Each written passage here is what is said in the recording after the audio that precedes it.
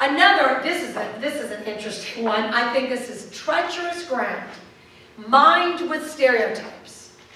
It's possible, another argument goes, you just have to marry the right person. Really? Some female advocates, I'm not one of them, say that the most important career decision you'll make is whether or not you're going to have a life partner or who that partner is. There's an entire debate about this issue. And what's fascinating is people really do some extra studies. I like this one. Financial Times, I don't know, by the way, the Financial Times is one of my favorite newspapers, fabulous articles.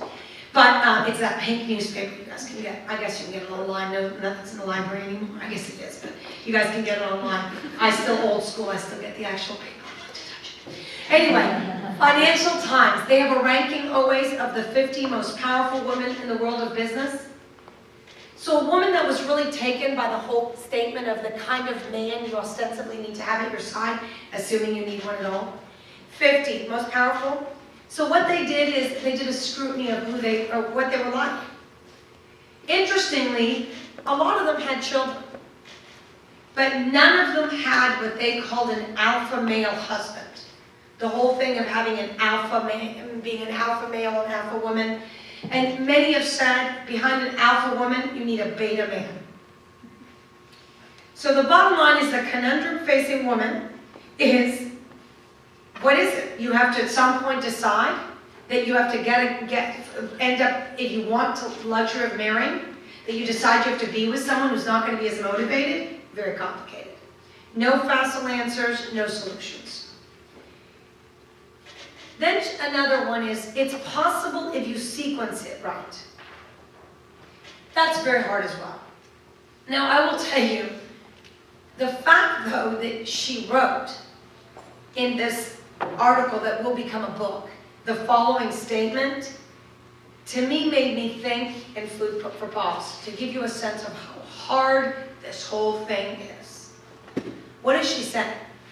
Given the way our work culture is oriented today, this is a smart woman, I'm quoting, I recommend establishing your career first, but still trying to have kids before you're 35, or else freeze your eggs, whether you're married or not. You may well be more mature and less frustrated parent in the 30s and 40s. You're more likely to have found a lasting life partner. But the truth is, neither sequence is optimal, and they both involve trade-offs. And she goes on and discusses this whole issue. It's very lengthy, very good. It talks about redefining the arc of a successful career, and maybe you don't do it at the beginning, but you do it in a second or a third act. Just so you guys are aware, there's a lot of dialogue and articles about for a woman to have this leadership trajectory. You almost need to do this labyrinth. I don't know, there's an article, famous Harvard Business Review article called Woman and the Labyrinth, basically suggesting that a better metaphor for what confronts women in their professional endeavors is a labyrinth. It conveys a complex journey that's toward a goal, and it's not simple or direct, and it requires persistence, awareness of the progress, and careful analysis. Now query, why is it that men can have this direct, linear path to success and power, and we as women have to do this labyrinth approach to even make it happen? She says that some of the things that are going to happen is you're going to have to change the culture of our FaceTime, which she calls time macho. I've never heard that. A relentless competition to work harder, stay later, check your BlackBerry, check all your gadgets, and be always on. She says we need to reevaluate family values. It's interesting. She has this example of consider two equally talented employees. Both productive. Both are delivering. One trains and runs for the marathon when he's not working. Gets up early, gets things done, has to leave on time, early, on time or a little early from the office to go, work out before this, before that. Then you have the woman who gets up early, does all this, but for the children. Why is it that the woman is at some point going to suffer or be perceived differently? The marathon runner is incredible, How is he doing it all? The woman, well, is she prioritizing children over her job? And she says, why is it not the same discipline, organization, and sheer endurance to succeed running the marathon as keeping track and up with your children? Good, I thought that was worth doing. So she calls for an action plan in Innovation Nation. She calls for enlisting men. Great article and great dialogue. The article and then the book that Justice Sotomayor authored, really the book is worth reading. I want to very quickly say something from her book before I go to our life journey and some thoughts on leadership and mentorship. Justice Sotomayor, I didn't ask her this question when I interviewed her, but ostensibly one of the questions she was asked, I had a dialogue with her about having it all, and I'll tell you that in a minute. But someone actually asked her if she thought she could have been a justice on the U.S. Supreme Court and have had children and been married. She said no. What does she say in her book? She says it's absolutely interesting and really shocking why this very issue of having it all still even is a dialogue. Why is it that we're still even discussing this? She says it's a myth. She says those that I know that tried to be professionals and having children paid a price. She says you live a perpetual internal compromise. There is sacrifice to either choice.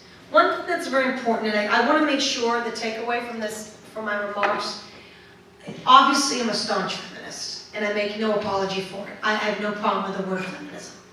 But I will say to you, I also want to make sure that you know that I have nothing but admiration for the stay-at-home mom. There's an amazing book called The Price of Motherhood. The choices, or the lack thereof, that some of our moms had, so they were the ones home, basically getting zero pragmatic, tangible recognition for everything they did to ensure that you guys are what you are today. To say that a stay-at-home mom has betrayed her potential is no less absurd than to suggest that a woman who puts her career first is somewhat less of a woman. Justice Sotomayor said that, and I thought that was terrific. I referenced my love for the Financial Times. Lucy Kellaway is one of the great writers there. You know what she says? She said this whole discussion about having it all, it's really a continuous, fluid, individual game of survival, where the rules are unclear, shifting, and different for everyone. You know that Cheryl also, the CFO of Facebook, also discussed this concept of leaning in. She's actually authoring a book that will come out soon. And she talked about the aspect of even when pregnant, you know, until you're truly delivering the baby or have delivered, stay in the game, stay leaning in. She gets very disappointed, as I do, about t-shirts talking about, you know, basically pretty like mom but smart like dad. They drive me crazy. All of that, she talks about it, and to stay in the game. But it's not easy, is my big picture point. Let's talk a little bit about leadership and success and a recipe. You know, thinking through, I tried to go through lots of books that I've authored and things that I think are powerful. There's a Harvard Business Review article that I really liked. It was called Be a Better Leader, Have a Richer Life. And some of these things, you know what's fascinating about all these suggestions for being a leader?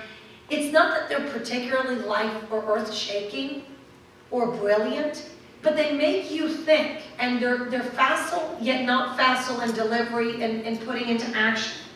Talks about be real, acting with authenticity, by clarifying what's really important. Be whole, be innovative. Also, the whole aspect, and I'm trying to flip through because I've spoken way too much, and I apologize. I need to look at my watch. What time do we have? It is 5 to 6. Oh my gosh, I spoke way too long.